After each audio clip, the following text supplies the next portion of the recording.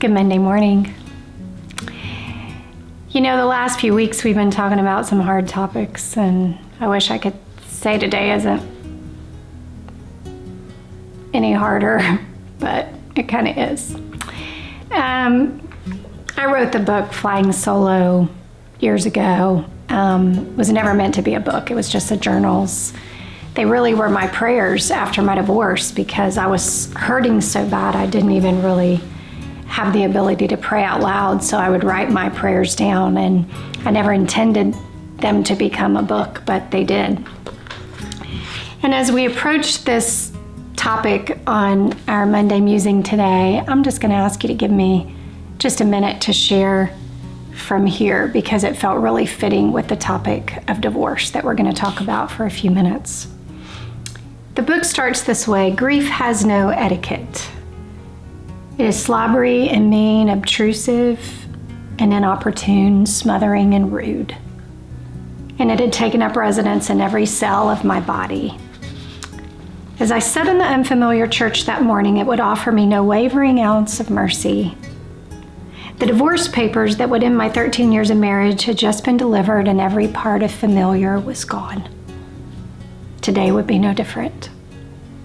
I had chosen to attend church that morning with my brother and sister-in-law.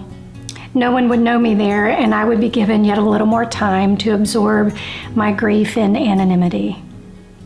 The ability to process the weight of this extreme loss would be much easier with fewer questions and personal sanctuary. So not telling anyone other than my immediate family and closest friends at that moment was the best gift I had given myself, thus the unfamiliar church. The musicians began to play. The praise and worship music filled through the dimly lit makeshift sanctuary of padded chairs and tin roof. Candles flickered from every crevice and corner of the old factory, and wooden beams arched throughout the building. A young man sat on the stage that morning in front of the canvas, and his paintbrush in hand, a spotlight lit the canvas as he stroked it with color. Throughout the entire worship service and throughout the message that morning, the artist worshiped. I watched each stroke through the blur of my own tears that had stained my face cold. At some point, I thought the image was discernible, but I quickly realized and refuted the possibility with, no, there's no way. It can't be that. But as the final strokes were rendered, I realized it was that. It really was a man slipping a wedding ring on a woman's finger. It felt like a fist to the gut. The air was sucked from the room. The pain was bitter and mocking, and my mind swelled with anger. There had been very few moments in my life that I have been angry with God, truly angry, but this was one of them, and my anger spewed. You've got to be kidding me, my mind screamed. Heaven gave me my moment. God graciously allowed me the rage of my soul. And when I was through, he spoke to my heart. That is who I am to you. If you will allow me through this journey, I will be your companion. I will be everything you need. Divorce is not God's plan. In fact, there's a reason he hates it, because it leaves a wreckage in its wake. It's not an equal opportunity employer, it's a conglomeration. Ronald Reagan in 1969, he created no-fault divorce in the state of California. And after that passed, because up to that point there had to be specific reasons, he said it would go down as one of his greatest mistakes he ever made.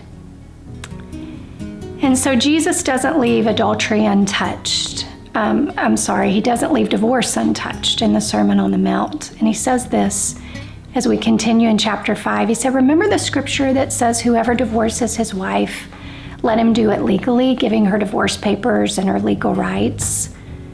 Too many of you are using that as a cover for selfishness and whim, pretending to be righteous just because you are legal. Please, no more pretending. See, the Jews divorced for whatever reason they wanted. I mean, the woman could wear her hair the wrong way and they would get a divorce, and it was legal to do that. And Jesus is changing the playing field. as he should, because I can't imagine anyone who's walked through the divorce that doesn't know why God hates it. And we have the wreckage around us everywhere. He doesn't hate the person, he hates the damage. Because see, not only does it leave broken children, it leaves broken families, which leaves a broken nation. So if you wanted to look at the moral fiber of our nation and wonder where it really ultimately failed, you take it back to marriage and the home. When divorce entered, everything changed. I don't know where your marriage is today, but I do know the journey of divorce. So much so that our whole ministry, not our whole ministry, but a large part of our ministry is based on making sure no one else has to walk it. But do you know what I've learned in marriage is no marriage can move past the heart least willing to try. So for those of you that are married today, are you willing to try? Are you willing to do the work it requires to take stock of your own heart? Is this a longer Monday musing? Yeah, it is. Is your marriage worth it? Yeah, it is. Don't be fooled. There's not greener pasture on the other side.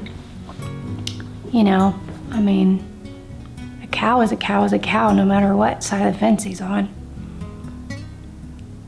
Marriages are always going to have challenges. They're always going to have struggle. So what do you want to do with the one that you have? I'm not saying all marriages can be mended. I'm evidence of that. Sadly, they can't. But by golly, you can do everything in your power to make sure your heart has done everything it can. It's a sobering word for us on a difficult topic on this Monday morning.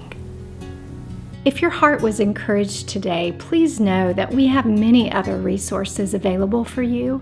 You can discover all of those at reclaiminghearts.org.